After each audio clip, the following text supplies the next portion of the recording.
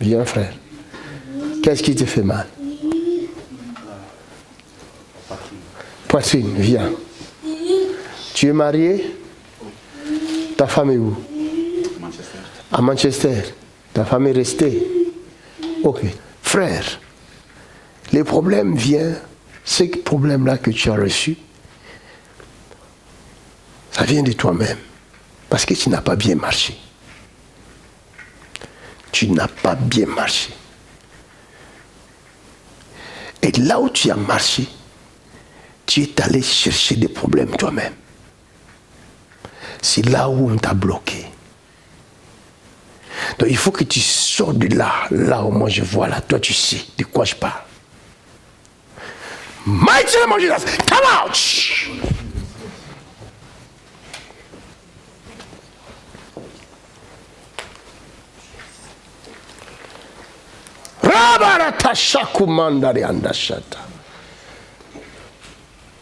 Que son esprit sort de cet endroit-là. Lève-toi. Thank you, Jesus. Quelqu'un acclame le Seigneur. C'est fini, tu es libre. En tout cas, Il rend grâce à Dieu pour ce qui se passe dans sa vie. Il était là depuis hier, mais il n'a pas rencontré l'homme de Dieu. Il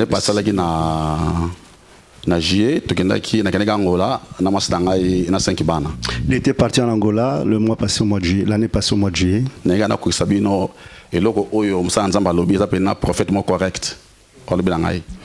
Il voulait confirmer ce que l'homme de Dieu a dit tout à l'heure concernant sa vie est correct.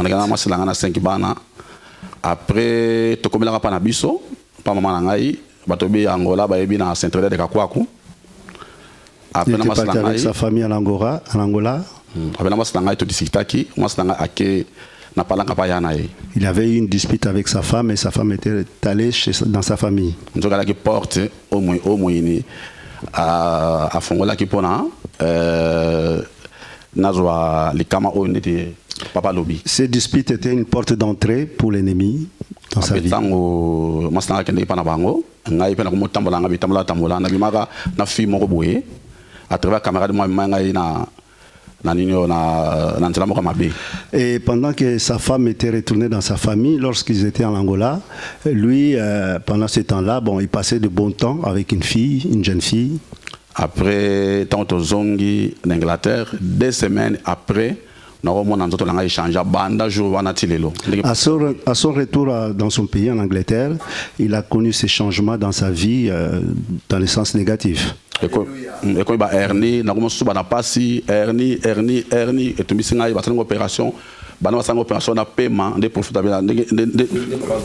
c'était la descente aux enfers. Alléluia. Est-ce que toi tu m'avais raconté? Non.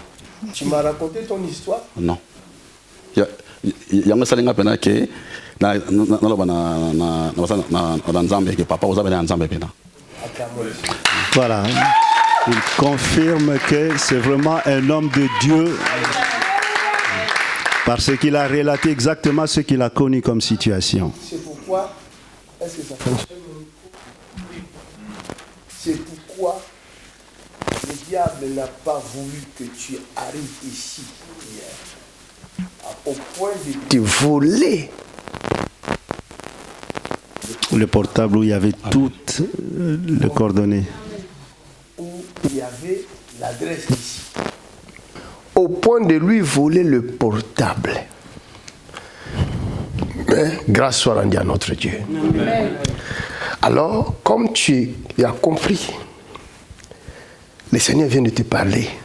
Maintenant, ta vie. Cette maladie-là, c'est fini. Amen. Amen. C'est fini. Amen. Amen. Tu comprendras que Amen. c'est fini. Amen. On ne joue pas avec Jésus-Christ. La Bible dit, si le Fils de Dieu, Jésus, te libère, tu es réellement libre. Free. Amen. Que Dieu te bénisse. You are free. Acclamons le Seigneur. Regardez Genèse chapitre 12. L'Éternel dit à Abraham, L'Éternel dit à Abraham. L'Éternel dit à Abraham. Il a dit à? Non. Il a dit à Abraham. Lisez dans votre Bible. Abraham. Il n'a pas dit Abraham. Ici, Abraham n'existait pas encore. C'est Abraham qui existait. Vous comprenez? L'Éternel parle à Abraham et non à Abraham. Abraham n'était pas là. Abraham était caché en Dieu.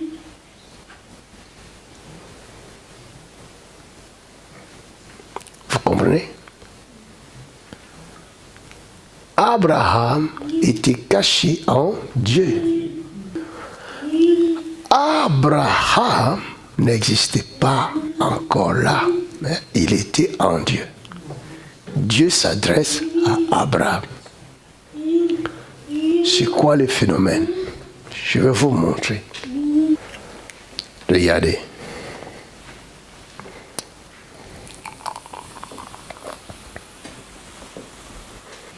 Celui-là, c'est Abraham. Vous comprenez? Celui-là, c'est Abraham.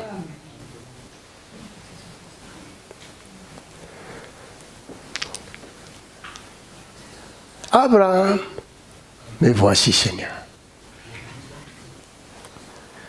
Dieu s'adresse à Abraham. Va-t'en de ton pays, de ta patrie et de la maison de ton père. Va dans les pays que je te montrerai. Je ferai de toi une grande nation. Et je te bénirai. Je rendrai ton nom grand. Et tu seras une source de bénédiction.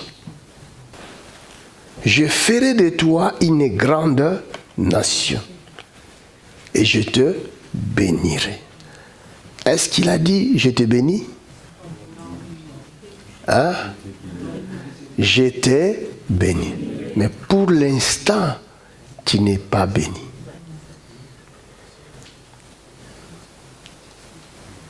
Tu as compris, maman Maréchal?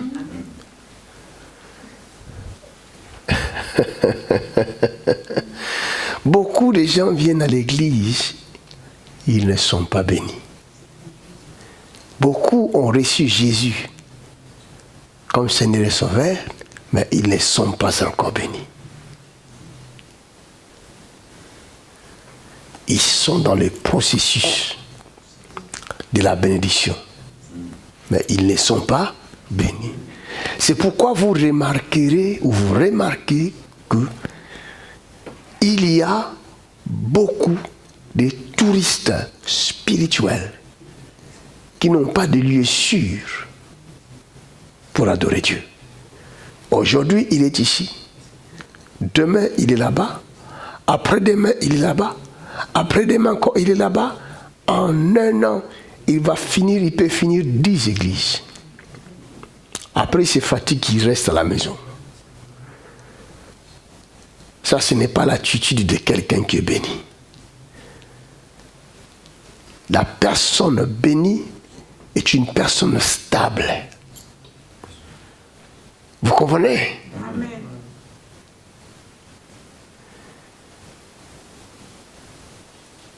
Vous serez stable si vous êtes béni.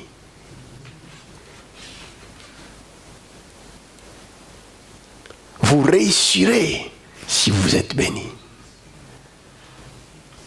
Vous marcherez de gloire en gloire si vous êtes béni. La personne qui est bénie ne connaît jamais de chèque. La bénédiction égale paix. La bénédiction égale joie. La bénédiction égale puissance. La bénédiction égale force. La bénédiction est une position. Amen. Je suis béni, je suis positionné.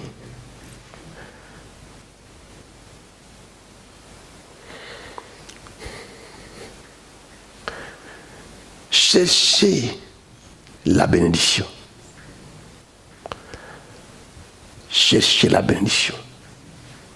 Non pas la bénédiction de vos parents biologiques, mais la bénédiction éternelle. Amen. Si la bénédiction est dans ta vie, personne ne pourra te maudire. Dieu dit à Abraham, je te bénirai. Il ne lui dit pas je te bénis. Non. Je te bénirai. Je ferai de toi une grande nation. Je rendrai ton nom grand. Je bénirai celui qui te bénira. C'est en quel temps ça, vous qui avez étudié? Hein?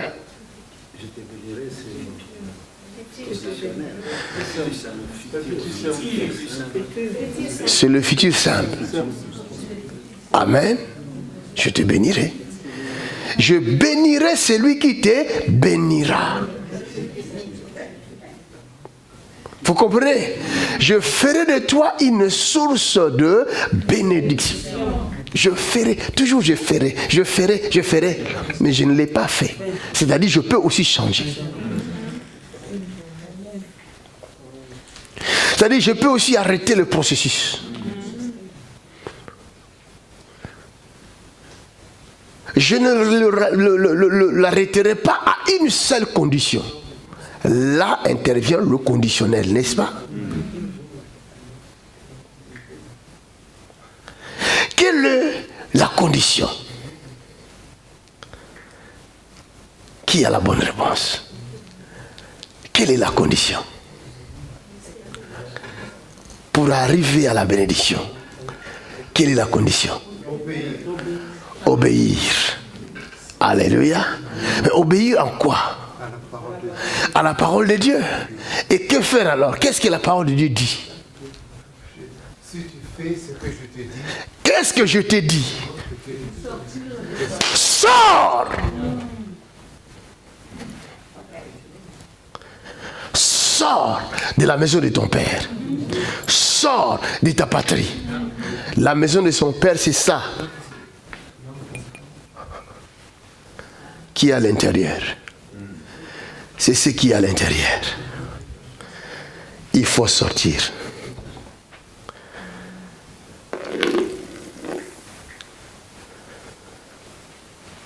Tu es vide. Non, nous dans notre coutume, on ne fait pas ça, on ne fait pas ceci. C'est la maison de ton père. Parce que quand tu es né, tu grandis, tu ne connaissais rien. Tu étais vierge. Même à l'intérieur, là, tu étais vierge. Un enfant qui est né n'a rien ici. Tout ce qu'il va avoir, l'enfant, c'est par un transfert. Amen. Vous comprenez? Et il ne sait même pas qui est son papa, qui est sa maman. Il a seulement les papas qui lui disent maman, maman, ah, papa dit maman, maman, il regarde là-bas. Donc c'est elle, ma maman. C'est ça. Maman, maman, maman, maman entre dans la tête. Papa, papa, papa entre dans la tête. L'enfant commence à grandir.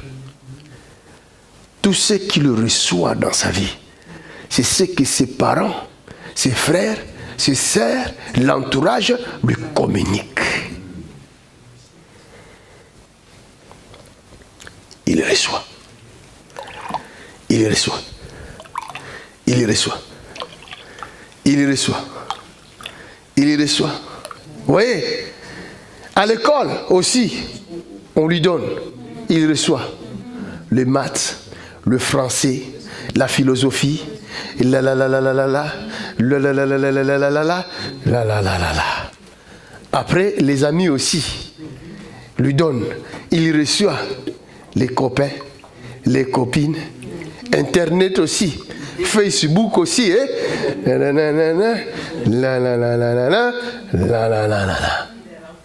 Il est rempli.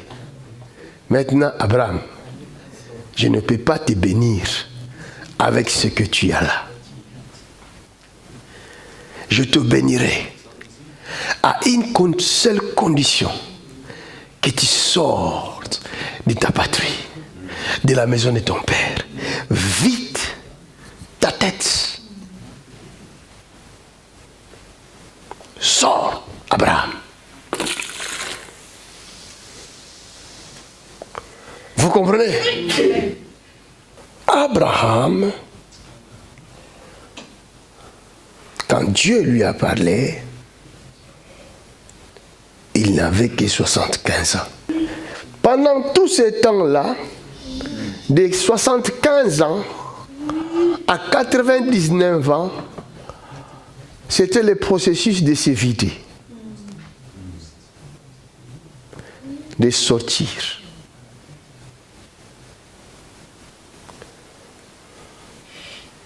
La bénédiction ne venait pas. Isaac aussi ne venait pas.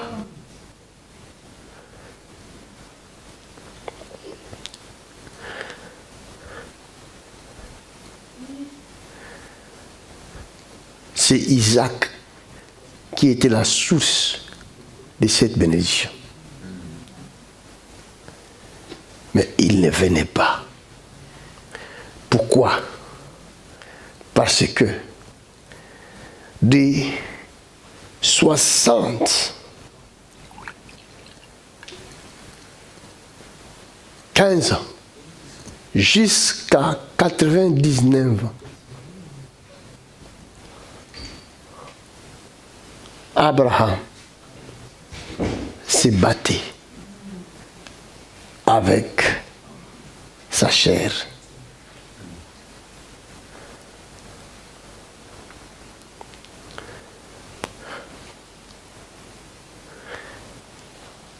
Nous faisons la prière de 40 jours. Mais cette prière est pour nous aider à sortir de la maison de nos pères. À changer nos habitudes. Et ce n'est pas quelque chose de facile. Ce n'est pas quelque chose de facile. Il faut mettre ça dans ta tête. Que tu dois être fort pour sortir de tes habitudes. Tu dois être fort, forte pour te séparer de ce caractère mauvais. Oh, c'est une bataille énorme. Et c'est ce caractère-là qui empêche ta bénédiction de voir les jours. Amen. Cette promesse-là n'est pas seulement pour Abraham de ce temps-là. Mais Galates chapitre 3, qu'est-ce que Galates nous dit? Il dit, verset 7, reconnaissez donc que ce sont ceux qui ont la foi qui sont fils d'Abraham. Aussi l'Éternel, l'Écriture plutôt, prévoyant que Dieu justifierait le païen par la foi, a d'avance annoncé cette bonne nouvelle à Abraham. Toutes les nations seront bénies en toi, de sorte que ceux qui croient sont bénis avec Abraham, le croyant. Alléluia. La bénédiction d'Abraham est pour toi aussi, qui crois comme Abraham a cru. Amen. Mais il faut savoir qu'il y a un processus. Si Abraham a attendu ces années-là pour toucher à sa bénédiction, parce qu'il y avait un processus, c'est-à-dire là où Abraham est passé, toi aussi tu dois y passer. Ce qu'Abraham a connu, toi aussi tu dois le connaître. Le chemin par lequel Abraham est passé, c'est le même chemin que tu dois passer. Jésus dit, lorsque Abraham a vu mon jour, c'est ça qui a énervé les Juifs. Jésus est le chemin, le seul chemin. Et Abraham était obligé de rencontrer le chemin pour toucher à la bénédiction. Sans le chemin, il n'y a pas de bénédiction. Dieu va revenir vers Abraham. Il lui dit Abraham, même pas Abraham, mais Abraham. Abraham. Je crois qu'Abraham commençait déjà à s'inquiéter, à murmurer. Oh, mais je pense que ce rêve-là n'est pas vrai. C'est Dieu-là, mais je pense que c'est moi qui avais halluciné. Hein. Mais si ce Dieu-là existait, pourquoi moi je souffre tant? Pourquoi ma femme depuis longtemps n'a pas d'enfant? Pourquoi on n'a pas d'enfant? Pourquoi? Seigneur, je souffre beaucoup depuis que je vais à l'église. Moi je souffre, pourquoi Seigneur? Pourquoi cette chose je ne le touche pas? Pourquoi je n'ai pas ma guérison? Pourquoi? Abraham marche devant ma face. Tu vas où, Abraham? Où est-ce que tu vas vider tes caractères, tes mauvaises habitudes? C'est dans ma face, devant ma face que ça se passe. Alléluia. En quelque sorte, Abraham marche sur le chemin. Je vais te voir. Tu viens à l'église quand tu veux. Tu crois que tu auras ta bénédiction comme ça? Il y a des gens qui se contentent de rester dans leur maison. Mon ami, j'ai toujours dit, il y a un lieu de rendez-vous avec Dieu. Amen. Et ce lieu de rendez-vous, ça s'appelle l'église. Amen. Ce n'est pas Internet, c'est l'église. On peut être édifié par un message sur Internet, mais le lieu de rendez-vous avec Dieu, c'est l'église. Marche devant ma face et je te bénirai. Je rendrai ton nom grand. Je ferai de toi le père d'une multitude. Alléluia. Amen. Bien que tu t'aies vidé, ce n'est pas suffisant. Ce n'est pas suffisant. Il y a un risque. Le risque, c'est quoi? La Bible dit dans Matthieu chapitre 12, verset 43. Si un esprit méchant sort d'un homme, il va par des lieux arides. Cherchant du repos, il n'en trouvera point. Alors il se dira, je vais retourner dans la maison où j'étais. Et s'il revient là, c'est-à-dire ces choses-là qui étaient là, d'autres de couleur, je ne sais pas, noire, qui est le symbole du démon, de la saleté, du péché. Quand il va revenir, il va voir que la maison est balayée vide. Et il n'y a personne à l'intérieur. Cela veut dire un chrétien qui n'a pas de connaissance. Un chrétien qui n'a rien, qui est vide. Et un tel chrétien peut être emporté par tout vent de doctrine, comme Éphésiens dit.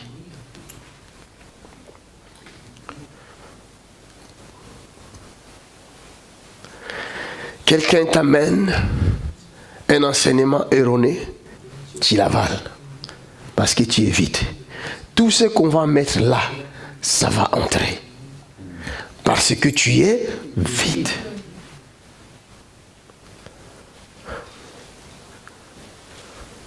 Dis, marche devant ma face.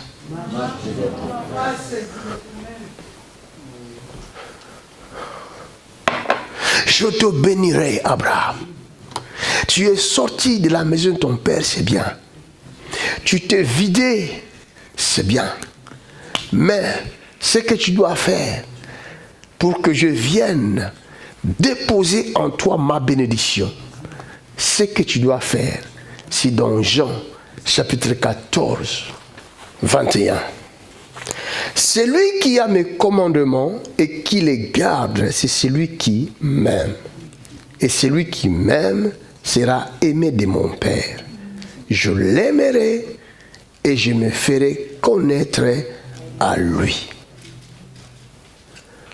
Alléluia. C'est lui qui a mes commandements. C'est vidé, c'est bien. Mais le second exercice, c'est d'avaler la parole. Ne pas laisser de l'espace afin que l'ennemi ne vienne pas glisser son enseignement à lui. Beaucoup ont bel et bien reçu la parole de Dieu, mais ils n'ont pas été comblés de la parole de Dieu. Ils ont laissé des poches vides. Et dans ces poches vides, l'ennemi est venu glisser son enseignement. Et l'eau est devenue sale. Vous comprenez? Cette eau n'est plus buvable parce que c'est mélangé.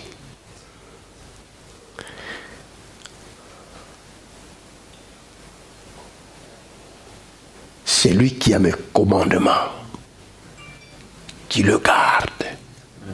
C'est celui qui m'aime. Et celui qui m'aime sera aimé de mon Père. C'est à ce moment-là que la bénédiction commence à voir les jours. Amen. Nous avons un travail à faire. C'est de nous vider et de mettre à la place la connaissance, la vraie connaissance. Un chrétien, c'est celui qui prie en tout temps. Faites en tout temps des prières par l'Esprit. Un chrétien, c'est celui qui est rempli du Saint-Esprit. C'est lui-là, la parole, l'eau de vie. C'est le Saint-Esprit.